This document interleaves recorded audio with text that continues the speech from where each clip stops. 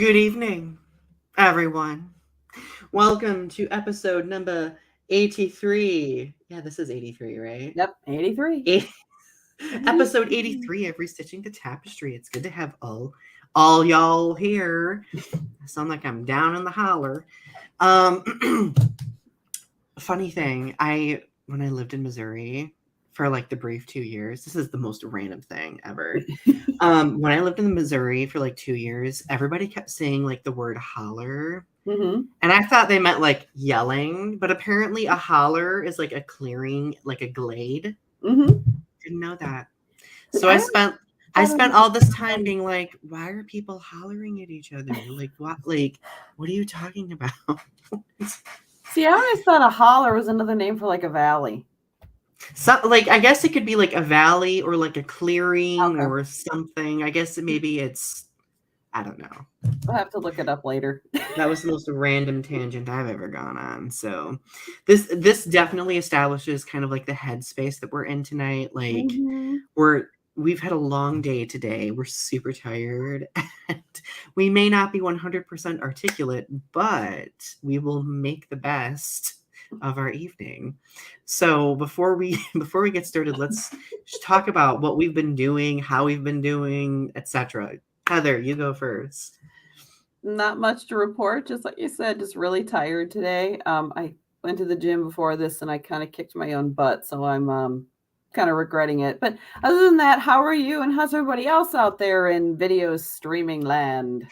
Heather, I need you to give me 1/100th of your energy so I can go to the gym. Honey, I didn't have any left. Because I like the moment I think about going to the gym, I'm just like, "Ugh," like I don't want to do it. And it was bad. I almost threw up a couple of times because it was Oh leg yeah, day. I would have. It was I'd leg day. die because I you know know. the moment I feel like a slight nausea twinge, I'm like, cancel the next week of stuff. Nope, done. That's just me though. Not to be dramatic. So I've been doing well. Had a lot of meetings today, so today was kind of a busy day. Like technically July is like my summer break month, but I still like periodically will do work, like email correspondence, prep, etc. I try to get some of that done in July, so August I'm not sobbing, the entire month. Other things I've been doing, I've been writing. I've actually been writing some poems. I have quite a few done that I'm gonna have to show you next time I see you. Yes. I've been doing some reading. This is my reading chunk for July. There are 3 collections of poems. I can see Forest of Eyes, but I can't read the other ones. The collected poems of Chika Sagawa and Joy by Francis Delaria, which Ryan Bozeman sent me. So I love Forest of Eyes by Taita Chimaka, one of my favorite Japanese poets. And I'm trying to make this my goal to get done through July because I've not been able to really make time to read, So hopefully I will actually accomplish these and get them done. See, and while I have friends who are like reading 10 books a week, and I'm just like, I don't know how you do it. I don't know. All right. So let's see. Arby says, Donnie, you have the best pride shirt. Thank you. And I am feeling better. I made a video the other day basically talking about how I don't feel okay about like the state of things, etc. And I was kind of down. So that's why Arby asked that. Godzilla Kiru is here. Hello, my friend. It's good to see you. Arby's doing well. Leo says, tonight I'm not going to be able to watch. I don't know why, but I'm getting a lot of burnout from a number of things. Oh, I'm so sorry to hear about that. I'm fine. I totally get that. Sometimes that happens. Oh, yeah. Absolutely. So, I mean, if you want, after we're done streaming, like in a few days, if you want to come back and watch, feel free. But regardless, I do appreciate you coming in and saying hi and letting us know how things are going. Just get some rest, make some time for yourself. That's what's most important, right? I get that sometimes a lot. Like, Funny, we're going to be talking about being extroverts versus introverts during this episode too, but I get that burnt out feeling when I go through like a string of super extroverted events where either I have to do public speaking or it's just like an environment where I feel super out of place, and literally I will feel drained for like the next even like 2 weeks. It's kind of ridiculous how long it takes to bounce back from that. I don't know if you ever feel that way, Heather, but Sometimes, if I've been really like if I've been gone every single day from my house for weeks, whether it's family stuff or friend stuff or events I have to be a part of or whatever, yeah, I will get to this place of I don't want to talk to anybody. I want to shut of course I don't shut off my phone because it's a safety thing, and both of my parents are older, but it's like I want to just shut off my phone. I don't want to answer any texts. I want to pretend that there is nothing outside my living room windows. Like there is no world.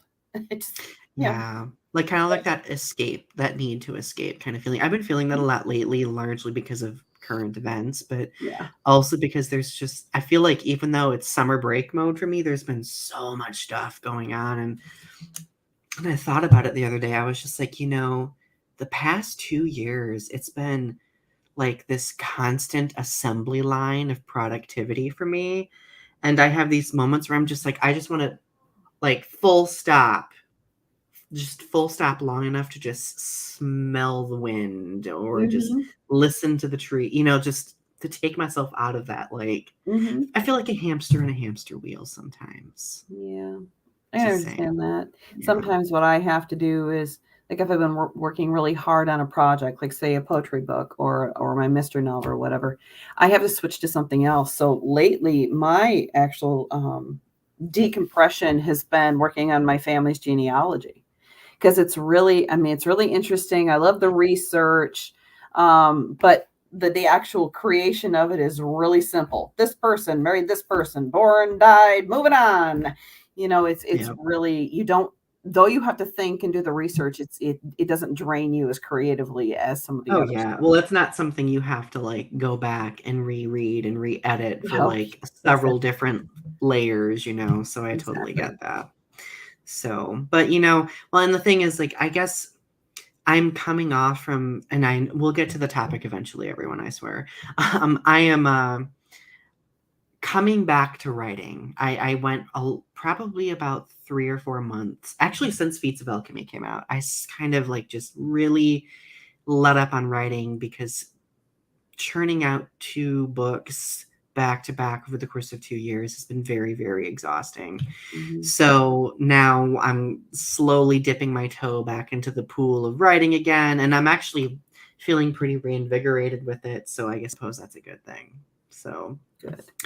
All right. I swear we're going to get to the topic. Before we start talking about the topic, I'm going to go over our show's mission statement per the usual. We live in a dynamic society where social media shapes us by creating greater opportunities for connection. It has led to a developing understanding of the adversity many marginalized communities face, the powers causing the adversity, and those who act as bystanders as atrocities take place in real time. Our goal with this show is to make connections and have challenging conversations about social topics, current events, pop culture, and art. Together, let's weave the threads of understanding with what privilege we have in order to learn, educate, and create in a world that's growing. Well done. I don't know why I said growing in like the gayest possible way. Say gay, everyone. Anyway. So let's talk about maintaining friendships. This isn't a topic that we've talked about yet throughout the entire 83 episodes of the show. It will kind of bring in certain elements of things that we've talked about in prior episodes, like introversion versus extroversion.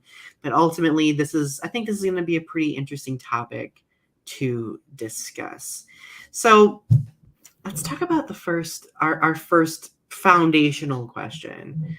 What do we look for in a friend? What do we look for? What do you look for, Heather? That's a great question. And no, you can't be like, it's you, Donny. I'm kidding. Well, of course it is. I mean, okay, enough said, your turn. I am not perfect. I've been thinking long and hard about that question ever since we came up with the idea for tonight's show. And it's going to be a little bit of a strange analogy, but just bear with me for a second. I think it's a little bit like what you look for in a spouse, to be honest. Yeah. Okay. Now, I mean, like, you're looking for, like, I actually made a list. Hang on, pull up my list here. Yes. My list here. Obviously, it's somebody you want to you share common interests with. I mean, it doesn't have to be every single interest, because otherwise that would get boring. It's nice that each member of the relationship can bring in something new, but that you have to have a core of interest. Somebody you can be, when I use the word intimate, I mean like verbally intimate, of course, but be verbally intimate with, that they are a safe zone, that you can take your problems, your fears, your whatevers to, and they're going to be understanding, or even sometimes be the voice of reason. I think that is something people overlook with being a friend. Is being a friend is definitely, like, kind of puffing up your friend and not puffing, what's the word I want to use? Like raising them up if they're Empowering. Thank you. That's the word. Like empowering them. But I also think sometimes being a friend is just being honest and saying, look, I've been noticing this, whether it's a habit or a mental health situation or whatever. I've been noticing this. Do you need to talk? Right. I think I look for trust. But at the end of the day, I think it's also just somebody that you enjoy their company. They like being around you, like being around them. It's not a chore, so to speak. Yeah, like I think that's 100% a phenomenal list, and I would say that many of those definitely are what I look for as well. For me, and we're going to talk about how these things have changed for us over time as well, because obviously, kind of like with relationships, like spousal relationships, right? We end up learning more and more about what we look for in quality connections with people, right? For me, I've gotten to the point where I really am drawn to people in an empathetic sense, right? Like, I really want people who are both good at giving empathy, but also receiving empathy, right? Like, that's a really difficult thing to do, especially when people, like, I mean, we all kind of have like our traumas, our backgrounds and stuff like that, right? So it's, in order to get to that point, we kind of have to like navigate those spaces and learn more about ourselves, right? For me, as I've grown, one of my biggest stipulations is I want to have quality friendships where neither party has to feel like they're walking on eggshells with one another for some reason. Yeah.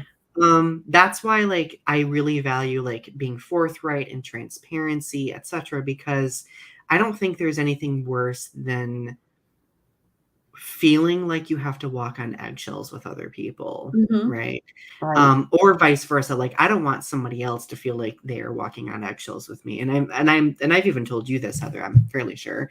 But like, I've told people that, like, if you ever feel like you're walking on eggshells with me, talk to me about it, and then I will examine whatever thing that I'm doing or not doing in order to determine why I'm deliberately or inadvertently or vertently coming off that way. I don't even know if vertently is a word, but it is now. If it's not, it should be. Right, it should be. But above all else, I really value friends who are flexibly engaging. I don't know if that makes sense, but basically friends who understand my inner workings as an introvert, but also, initiates things and allows me to initiate things too. When it comes to like talking and gathering and doing stuff. So I think a real friend lets you be yourself. A real friend to me is, and I didn't have this in the list. That tells you where my brain's at tonight, but it should have been in the first one. I think what I look for in a friend is somebody who will let me be there for them and who will be there for me in return. Right. You know, Yeah. like when you go through the horrors of life, you know, it's, I mean, along with the joys, it's nice to have somebody there as a friend who can share both those high points and those low points. Yeah, exactly. 100%. And to be able to kind of navigate those spaces with you too, Yes. like, because I've had situations in the past where like maybe I've gone through something traumatic. Like I'm thinking of college right now. Like um I was trigger warning everybody. I'm going to talk about sexual assault for a second, but I was sexually assaulted in college early on, and I like dissociated big time. And I lost a lot of friends because I didn't talk to them, but they never even asked me about my well-being, right? Mm. So like I think it's important to have friends who like kind of like what you were saying, like if they see something that's going on, like have them like tactfully connect with you and be like, "Hey, I'm here for you. Right. If you need to talk, let me know." Um I know that sometimes there are people who kind of like steamroll that and be like, "I insist you talk to me like and I've been that friend before too. Like when I was in college, like I prided myself on being an empath, and I would kind of like steamroll over other people with it and be like, "You're obligated to talk to me about your feelings, blah blah blah blah blah," when nobody's really obligated, right? So it became more about like satisfying my need to be an empath instead of caring about that person's feelings. Does that make sense? Yeah, it does make sense. It actually makes me think of my mother and I both we're both very empathic people, but for whatever reason, we will have total, and we're going to talk about this later too, but it's a good segue for a later question. We will have complete and strangers off the street, do not know them from Adam, come up to us and tell us their life story.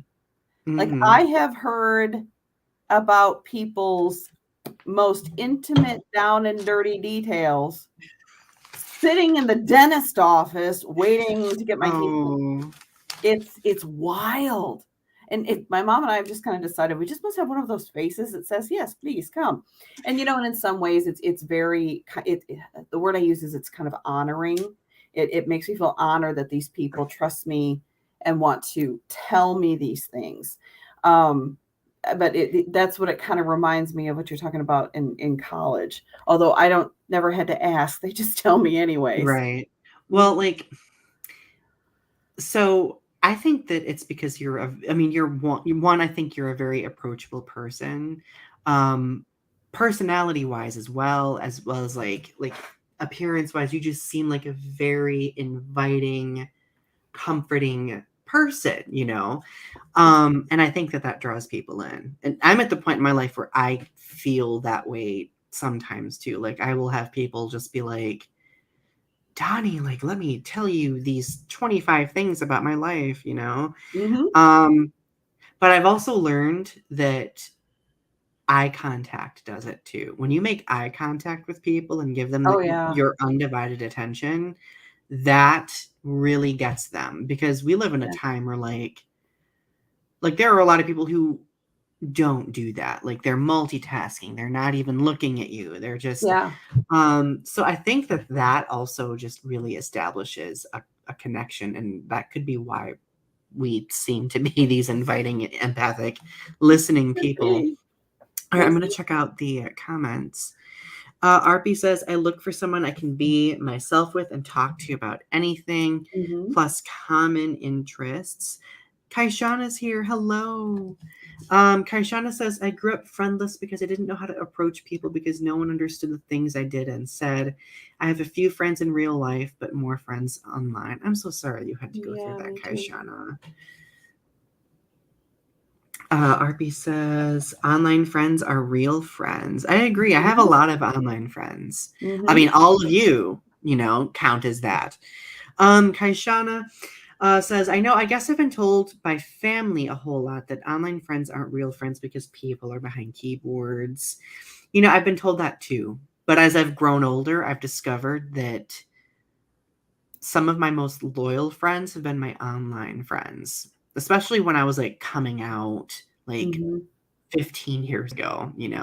My friend Cindy was the first person, and her and I have never met before. She was the first person I ever came out to, and for a long time was the only person who knew. Mm. I also think too, for Kashana's remark, is it might be a generational thing too, Mhm. because like okay, I know you would like to say that we're the same generation, but You're on the cusp. I'm on the cusp. I mean, we're 9 years age difference here, but my Relatively. generation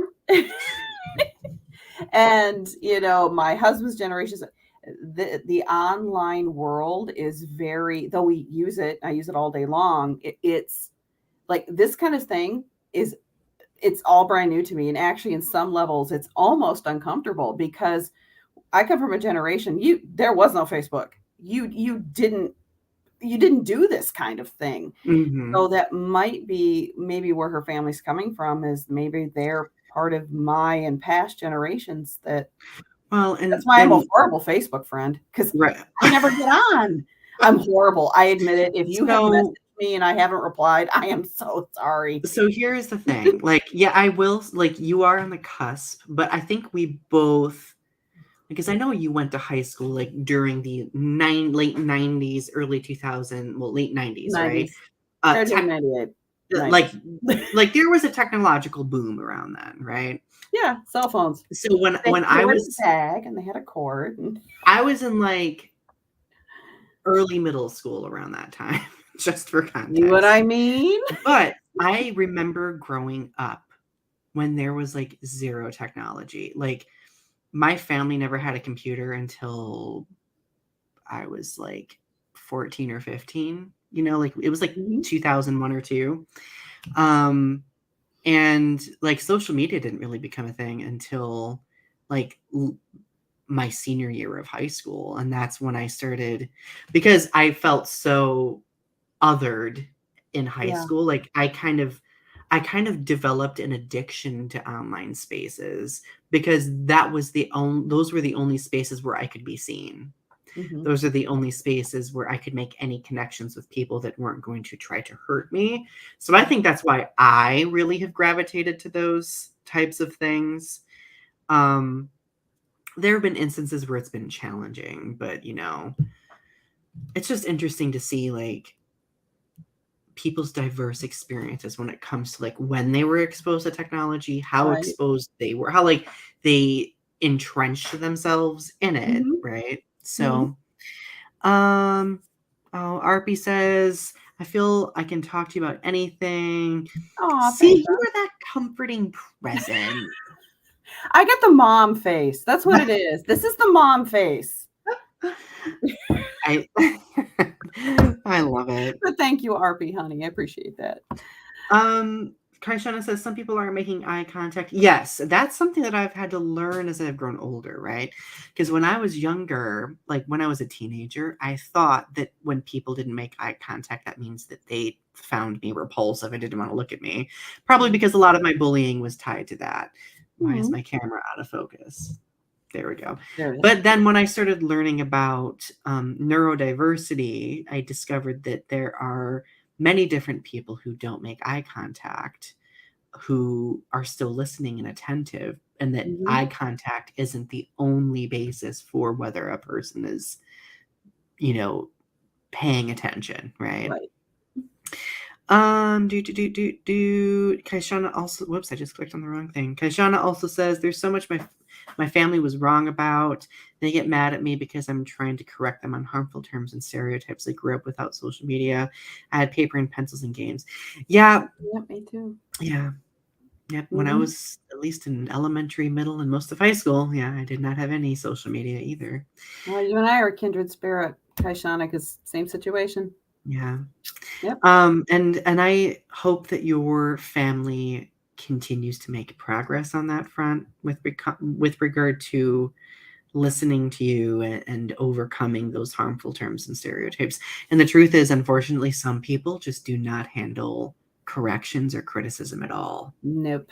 That's, I think, a good, speaking of friendship, which we're talking about, right? I think that's a very good foundation for a friendship too, being able to be open to receiving and giving constructive criticism when something arises, right? Yep. Yeah. Which I've had many instances in the past where that's not gone very well. Yeah, me too. Let's see. So I guess when it comes to how we look or what we look at in friendships, like how has that changed for you since childhood? To be honest, I think when you're a kid, you don't really think about it at all. Oh, you like the purple crayon? I like the purple crayon. Let's be friends. And that literally is how I made my first friend in kindergarten. We were sitting next to each other. We were coloring. We both reached for the purple crayon and boom, that was it. We were friends. And of course, that friendship didn't last, beyond first grade, but she ended up in a different class than I did. So, it was long distance relationships, just, they didn't always work out. Apparently. Right. But then, my next best friend that I had that we were best friends all the way to like age 13, and then puberty happened. It was a similar thing. It's like we just kind of gravitated to each other. So I think when you're a kid, you don't think about it. Mm-hmm. It really is, and I think, little boys and little girls, they are really good at it because, they don't have necessarily any kind of guile about it. Hey, I'm playing with Legos. You want to play with Legos? Let's play. And the next thing you know, they're best friends for life, or Right. for the life of childhood or whatever. It's interesting because I would agree 100% that I think when we're children, at least young children, like it seems like there aren't a lot of barriers preventing friendships from developing, right? Mm-hmm. Once people get older and start like categorizing others, etc., that's when it gets more complicated. But my first friend was my friend Seth. We've been friends for 28 years now, something to that effect. Wow. And we met and bonded over the fact that we were both being bullied at the drinking fountain by people because people were making fun of us, being like, ew, I'm not going to drink after you. You're gross. Oh, God. So, like, I walked up to Seth and I was just like, hey, people hate us. Do you want to be friends? Oh, something to that. Like, I didn't say it with that crassly. With that level of crassity.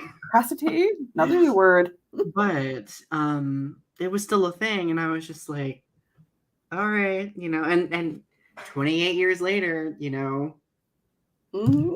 Here we are. Arpi, I have not heard of that term, like I'm not sure what context you're thinking of that term in. Kaishana, they are trying, but they still don't listen. Friends seem better than family. I say this because family says friends are temporary while family is forever. Yeah, I don't always believe that. I don't always. Me either. I usually, and I've told you this, Heather. Like I say your family. Yes. I'm at the point where like I think of us as siblings in a way. Oh yeah. I once saw, I don't know where I saw this. It was years ago. It might have been a t-shirt. It might have been one of those wordy sign things, but basically friends are family that you choose. And that to me is it's like, oh, enlightening has struck me. That's exactly what it is. Yeah, it's so true. Yeah. Well, and I think people are quick to downplay that, especially in this age where like as uncomfortable as and frustrating as technology can be, I do think because of it, we are more connected. Yes. Sometimes that can be terrifying in of itself. But I think that that's really broadened how people make friends and how they connect with others and develop those relationships. It's almost like the definition has changed. It's morphed to encompass something like this, which is really cool. Oh yeah. Yeah, 100%. So do you have any, we've talked a little bit about long-term friendships. What kind of long-term friendships do you have? Like, when did they start? Are they still the same as they used to be, or how have they changed? Well, I do have a well, okay, I say lifetime best friend. We were in kindergarten together, but we didn't really become best friends until we were 13. And now 29 years later, we're still best friends. And how it's changed, we're still best friends, absolutely. But she's also become my sister-in-law. So that's added a new interesting factor to it. Especially when you hear things about your brother you never thought you'd hear about, but that's okay. That's all right. I believe there shouldn't be any filters in friendship, so we're good. But I think the only thing that's really changed is it's a little more difficult for she and I to get together when it's not a family thing. Because, little backstory, my family, we are a very close family. All right. We spend a lot of time together. So if I have been with my family the last 2 weekends out of the month, that means I've seen her for the last 2 weekends, but it's not the same, because it's not like she can complain about, my brother in front of him, or she can't share some of the joys that they've had, in mixed company or whatever. So I think that would be the only thing that's changed is it's harder to find that time because I work 40 hours a week. She works 40 hours a week. Actually, she works more than that because she's a teacher and, your work follows you home. So I think just that's the bigger thing. Of course, then again, I think that's true for most adult friendships. Time is, if you care about that person, you're going to find a way. But sometimes just crap happens and it's really hard. So, but yeah, I love her to death, and she has been there through every major milestone of my life, the good and the bad. And I know and the same is true in reverse. I know if I need her, she's a phone call away. Nothing else matters. It doesn't matter if we're at work. It doesn't matter what's going on. We will drop whatever we're doing and we will be there for the other person. And she's been in the hospital room with me when I was having the miscarriages I talked about last week. She was there. She was my maid of honor on my wedding day. Yeah. And the same is true in return. Whatever she needs, we're there for each other. That's so important. And I'm glad that you've been able to sustain that friendship and have it grow over the years too. And it's interesting, like you mentioned that family component, like I'm sure for other people out there that could make or break a friendship, but both of you have found a way to navigate that space and make it an even better friendship, right, than it was before. So I think that's good. And I think we both agree that it's something worth fighting for. And I've told her, nobody knows what the future holds. Nobody has a crystal ball that works. So if something were ever to happen between she and my brother, not that, I think anything's going to, but if it ever did, I've always told her, it's not going to change us. If you two ever separated and went your different ways, okie dokie. Right. Yeah. I'm not. No, I'm in this for life. For the long haul. I'm in for the long haul. And actually, that kind of goes back to my thing about what you look for in a spouse, looking for that person who's going to be there for the long haul. So, we've made it. We are knocking on the door of 30 years. God, that makes me feel so old. That's so impressive. That's so impressive. 30 So I have some very long-term childhood friendships that I've maintained. I just talked about one. Lacey, who was on here a couple of episodes ago, I would say is one. She's 4 years older than me, so we rode the school bus together, but we really didn't start acknowledging each other substantially until high school. And then it was after high school we actually really developed our friendship. The same could be said for my friend Tiffany, who many of you know, who's done the art for my books and stuff like that. We've been friends for a decade or more. Like I officiated her wedding. Like a lot of stuff has happened. And then of course I've met, really close friends like you and Taylor and other people through school. And then of course, I've met friends through my partner too. So there's like different like circles that kind of like overlap one another, right? That's probably been like the most interesting thing that I've noted as I've grown older, is that there are different circles and that they fulfill different things, Yes, know? absolutely. Well, if you want to talk about friendship categories then, since it's a great segue. Yeah. Oh, and I also forgot like to mention, like Ari and I have been friends since college. Like Ari and I met in like 2009, I believe. Yeah, it was like 2008 or 2009. So that's another like 10-15 year friendship there too. Okay, so now I feel like an ass because sorry, shouldn't say that. No, you can say ass. That's fine. I can say ass. Okay. I have a friend who's actually sorry. There's lots of I have a friend that I made in college too that we have been pen pals. We send each other birthday and Christmas presents every year, and we do talk occasionally on Facebook or by text or whatever. But that for let's see, graduated 2006. So what does that make it? 16 years? Yeah. No, not 6. Yeah, 16 years. My 16. Wow.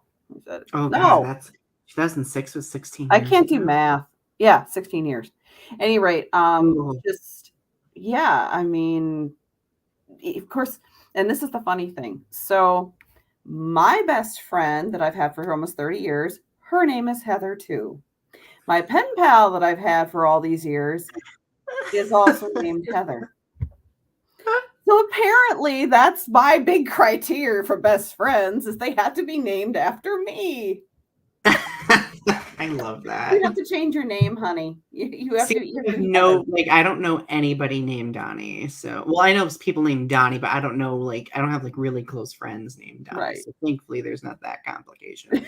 Yeah, let's talk about friendship categories. So, I've heard and seen people say that there are like 3 friendship categories. There's like close friends, there are, casual friends, and there are acquaintances, right?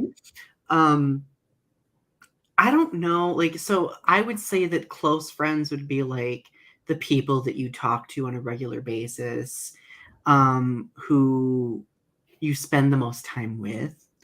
Casual friends would be like a bit less than that, I guess. And then acquaintances might be people you might see in passing once in a blue moon. You don't really keep up with them. They might be like coworkers, or, like granted, coworkers can be friends too, obviously, or else, we wouldn't be here doing this. Started. Yeah. Right? Oh, you're out of focus again, honey. Oh, there you go. Oh, what else is new?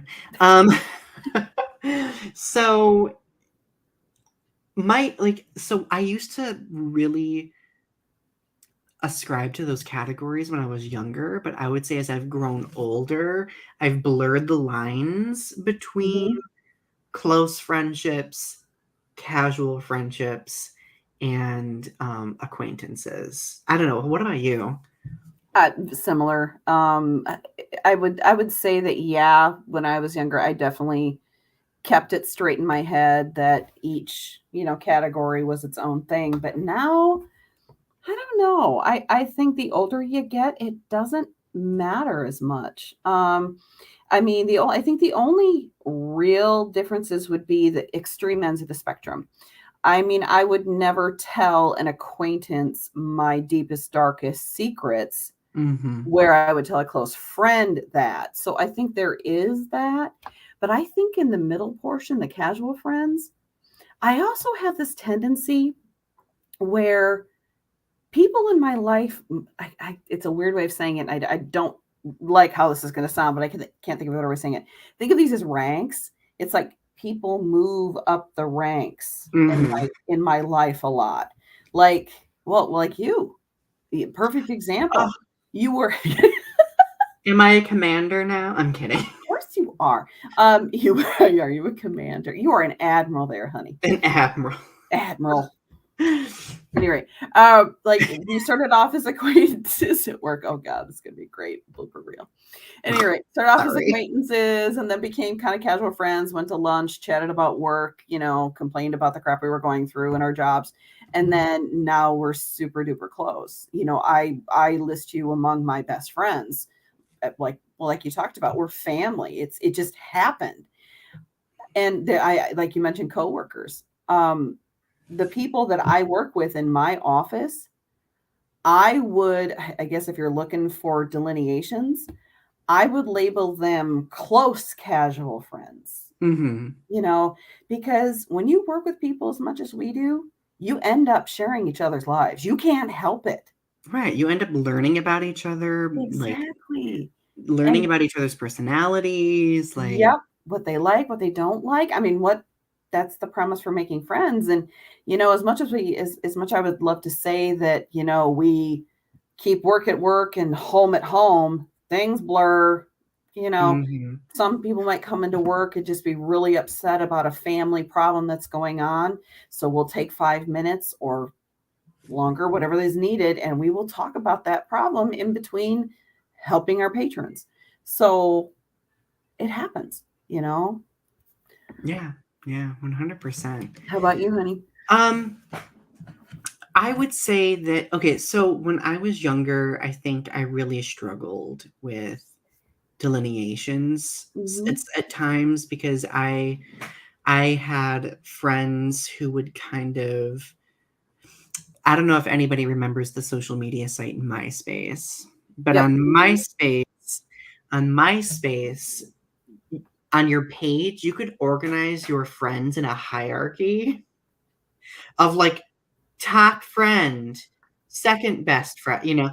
So like that was kind of like weaponized a lot, like passive aggressively. So I Yeah. really struggled with that because like I would have friends who would be like, "You're my best friend," blah blah blah. But then if I like maybe didn't go to something they wanted me to go to, or if they got upset or something, they would be like, "Well, Donnie, you're at the bottom of the list now. You're at like,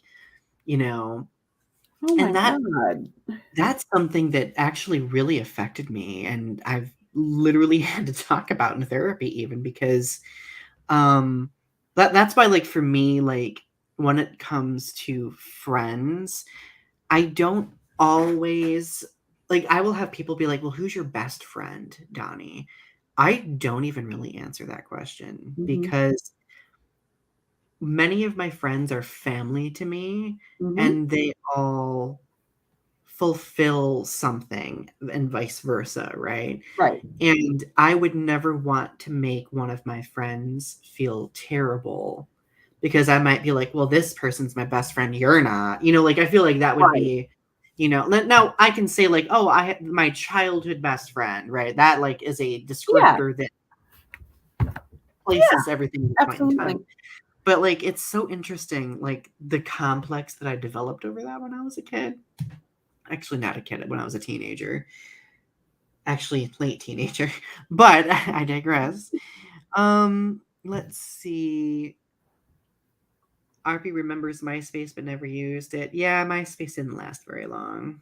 I think I know why after this conversation. Right. I mean, I have moments where I kind of miss MySpace, but I'm just like, let bygones. I mean, it still exists. It's just not, So yeah, like that was my difficulty.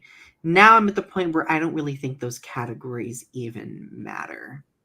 Yeah. Oh my, yeah. So, oh my God, let's talk about being an extrovert and introvert and how that weighs into friendships. Blogiacris is here. Hello, my friend. It's good to see you. We're talking about maintaining friendships. How does being introverted or extroverted weigh into friendships? So what would you here we are categorizing you. What would you categorize yourself as, Heather? I would categorize myself as an extroverted introvert. And the reason I put it in that order is I'm very much a social butterfly in the sense that, lots of friends that I'll go to dinner with or hang out with or whatever. But I also, at the same time, I love my alone time. I am comfortable going out, but I'm just as comfortable staying in. And like I told you at the start of the show, shutting my cell phone off. Mhm. Totally comfortable both ways.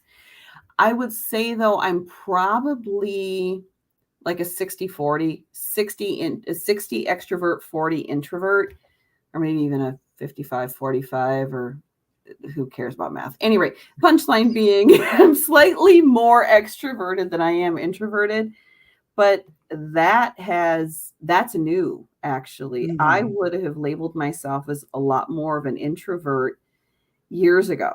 And part of the reason why, I mean, like you, horribly bullied, and it does something to you. Now, I don't care. You don't Mhm. like me? Don't care. That's nice. Right. Have a nice life. You know, Yeah. yeah, it's something happens when you get older. You give.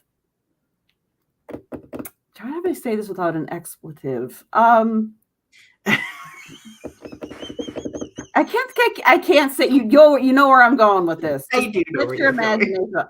Yeah, you just you don't care as much about that. You you don't give an F. I don't get exactly. There you go.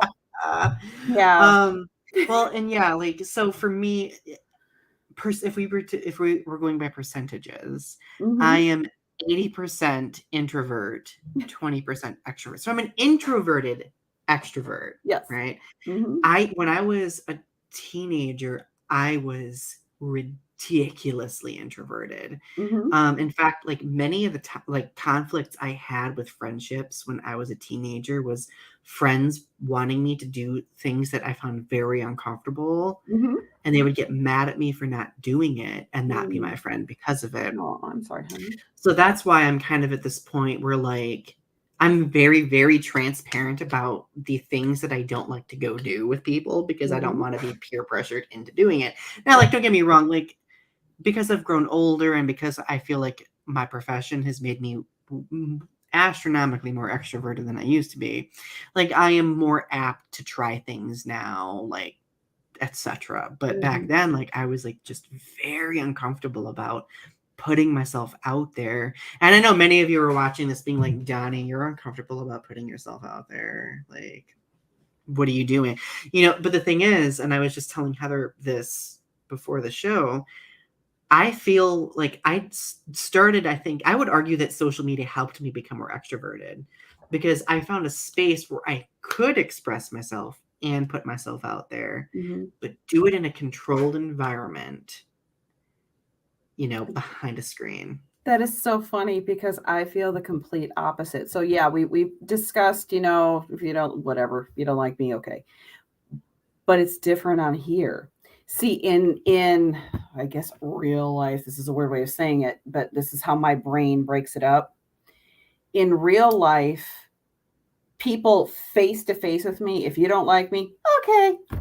Right. On here though, I am petrified of saying something, and because to me there is no control in this, Hmm. none, because once you say something on the internet, whether it's something like this or on Facebook or whatever, it is out there forever. You can retract it all you want, Hmm. but it's out there forever. So it freaks me the f out saying something on here that is going to be either misconstrued or make people upset with me. Well, It, and you know. I get that feeling. I think a lot of us have a very subliminal fear of cancel culture too, because cancel culture has become very significant over the past few years, right? I think that we exercise good enough judgment where we know, like, if I say something that, like, I know, like, I don't know, like, maybe a couple of years ago, somebody pointed out that I was using a word that could be essentially ableist, right? And I didn't think about it because I am, not disabled in any way. So it was so difficult. Like, I felt so ashamed. Like, I was just like, that I put that out there. Oh my goodness, I felt terrible. And then I realized, I was like, wait, like, I can grow from this moment, right? I think Mhm. that part of the difficulty is us overcoming that fear too, right? Mm-hmm. Don't get me wrong, like I still worry about like fumbling my words all the time, even to Mm-hmm. this day. And live streaming, like let's just say like I feel less fear doing regular videos that I edit and screen and Yeah. monitor before I post, but live streaming is different because it's live and in real time, right? Mm-hmm. So there is kind of like a risk to it. So like for me, like I worry about like conflict resolution. Like if something arises and somebody says Yeah. something terrible in the chat, like how am I, should I react to it? Should I not react to it? Oh yeah. But Yeah. the petty part of me, the petty part of The me petty part of you. wants to call it out and be like, really, that's an insult? Like I heard better insults as a kindergartner on the playground, but that's besides See, the now point. I can handle that kind of stuff. Believe it or not, it's still really uncomfortable on here for me, but I guess you know what? I'll say this. Since the whole topic of the show is maintaining friendships, you came to me and asked me if I would be on the show, and because you're my friend, I said Oh, yes. That is but the I only reason also I'm doing this. but I also conveyed that you don't have to, you don't want to. And there you go. So it's like you've given me the out. But yeah, like I said, I actually I don't get like anxiety per se, Mhm. but before every show I'm like, okay, all right, you can do this. You can do it. I have to talk myself through this, I which like, is yeah. I'm Oh, yeah, I'm honey. petrified I'm going to say something stupid or make somebody upset.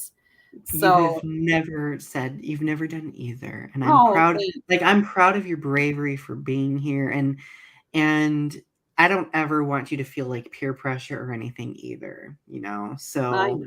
So I'm just like I look at this as we get to just sit, chat, and nerd out together about this something, is true. you So I know. guess you know what you could say? In real life, I'm an extrovert. On the video streaming world, I'm an introvert. You are. Yeah. In the interwebs, you are an introvert, and I that's mean, okay. yeah. That's totally okay, you know. Just like it's okay for me in real life to be an introvert and on social media to be all like, whoa, you know. Not that I really do that, but you know, hey. At least not much, right? Let's see. Lagiacra says, sorry, I haven't been around as much. I've been really burnt out. Everybody's so burnt out. I'm so Yeah. sorry. Yeah, me too. And then Lagiacra says, are you going to G Fest this year? Yes, I am going. Ooh, that's exciting. I am going. I'm only going to be there for a couple of days, though. I can't stay the whole weekend. And Arpy says that they're glad that you're here, too. Oh, thank you. Makes me Oh, feel better. Thank we you. love Heather. So what is our biggest learning experiences when it comes to maintaining friendships? That's an Hmm. interesting one. Okay, you start because I have to think about Um, my biggest learning experience, something I'm still working on in therapy to this day. So remember how I mentioned that I've always been like a very empathetic person. So like I've just like, I don't know, I really strive to listen and to be there for people as much as I possibly can, sometimes even at my own expense. But in my mind, like there's some sort of like formula that like is on this constant loop where I'm like, okay, well, if like undoubtedly like people would do the same for me, right? But when push comes to shove and I am in dire straits and a specific individual or two doesn't show up, like I feel devastated. Like I like it like Mhm. destroys me.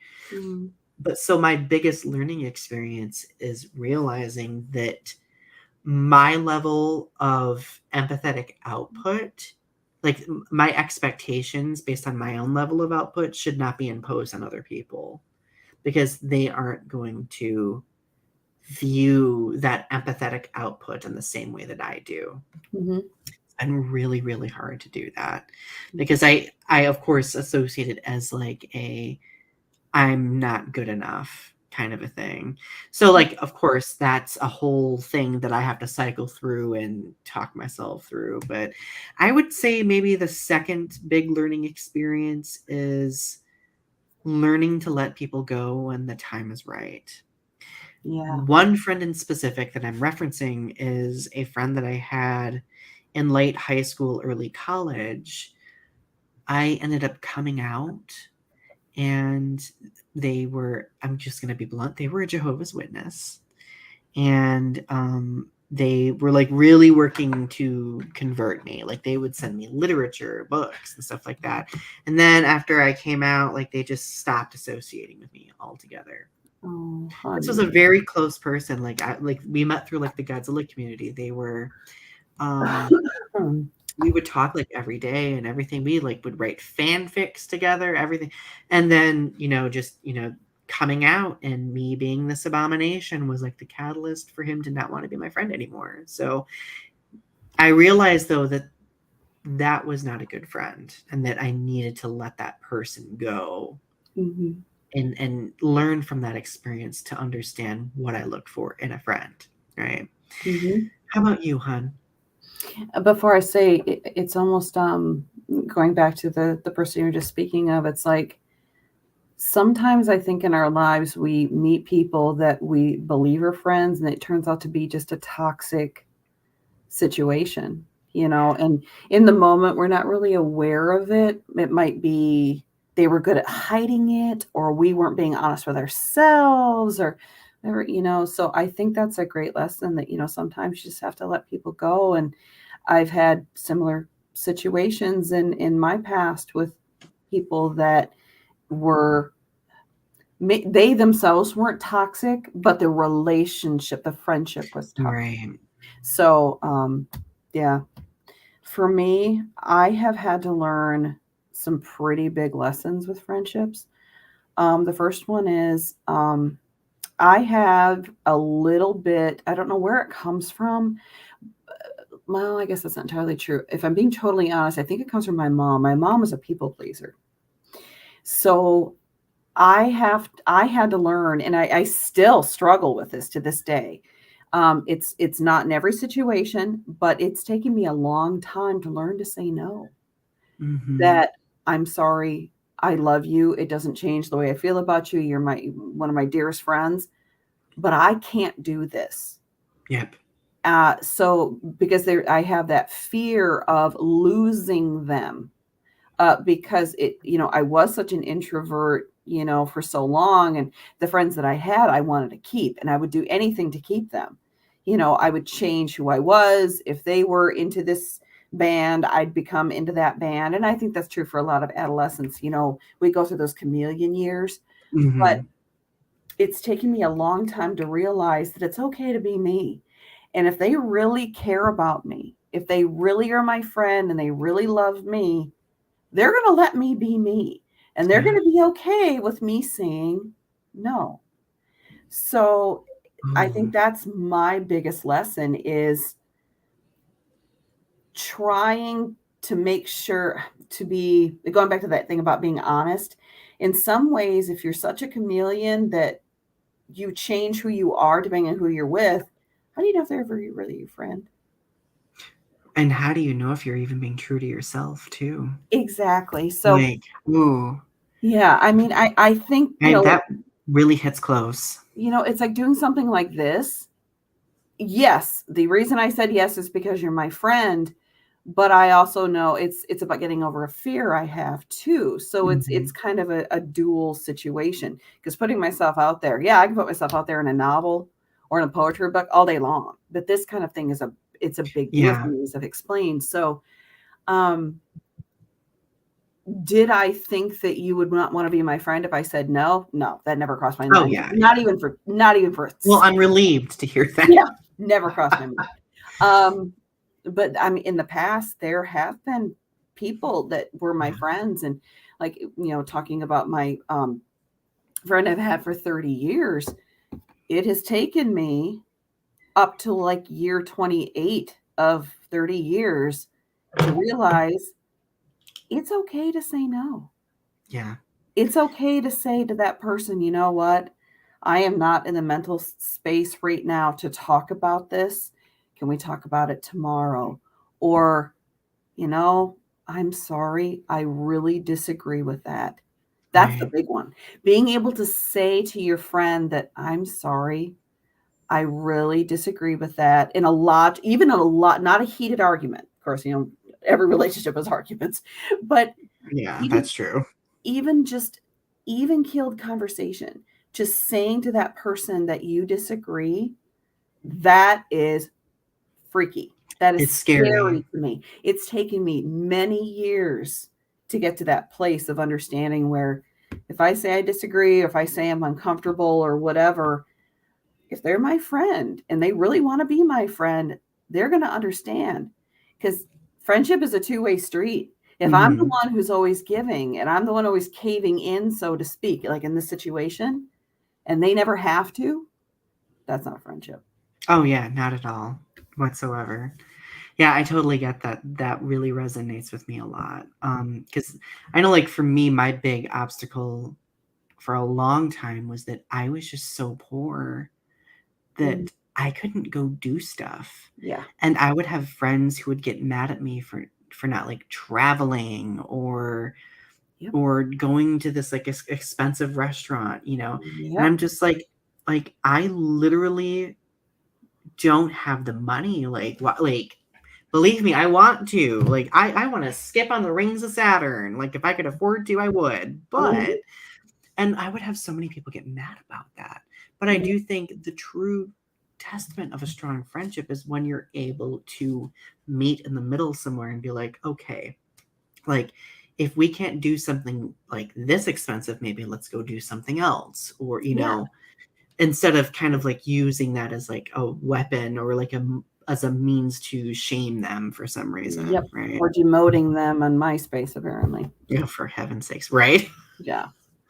Well, suffice it to say, like friendships can be complex, but you know, Mhm. we are living and learning, and that's what matters, right? Mhm. So let's go through the questions or the remaining comments here before we get going tonight. I'm questioning if I'm a good friend or not a lot, mainly because of my past. And maintaining friendships makes me paranoid a lot. I get paranoid too about that type of thing. But I think that if you are self-aware enough to even question being a good friend, then that means that you are honed in on improving yourself as a person when it comes to being a friend, Mhm. if that makes sense. Yeah. Yeah, I agree with that. RP says, Donny, you were always good enough, never too much, and I always appreciate you. Oh, Oh, that's thank sweet. you. Lagiacus agrees. Oh, Mm. stop motion is here. Hello, my friend. It's good to see Hello. you. So I think we should take a moment and celebrate Heather being brave as hell and doing this. Like, really though, like like as a friend, like this gesture really means a lot to me. Of Aw. course, it's not required, right? I know it's not, but But creatively speaking, I view this as an opportunity to create together. mhm. And we are always having deep conversations. And I love that I am able to show others like the depth of our conversations and where we can go with them, if that makes sense. So, yay, Heather! Thank you. Love it. So, I guess, well, do you have any wise words for parting this evening, Heather? Hmm. Be you, because what good is a friendship if you're not being yourself anyway? You know, it's if you can't be yourself with that person, and if they make conditions on your friendship and make you walk on eggshells or anything like that, then they're not a friend. That Mm-hmm. is a toxic relationship, and it is Yeah, okay to say goodbye. It's okay. it is. It You know, is. you have to watch out for your mental health too. And when you do find a friend, somebody that you can share with and doesn't judge you and is just a good person, hold on to them, because you know what? They're worth their weight in gold, because there's a lot of fake out there. There's a lot of false. Yep, 100%. And unfortunately, kind of like with regular relationships, you have to weed through those until you find what falls Mm-hmm. into place, you Mm-hmm. know? So, Yep. and RP says the world needs more of Heather. I could not agree more. See, and I think the world needs more Donnie personally, but Oh, I don't know if the world can deal with more of this, but Don't know till we try. I know, right? All right, everyone. Thank you for joining us tonight. We had a great conversation. I hope you're all doing well, and stay tuned for next week's episode. And well, if you are rewatching this and you are not here tonight, feel free to comment. We will come back and read those comments. Click like, subscribe to Heather's YouTube channel, all the usual. Have a good night, everyone. Bye, everybody. Bye.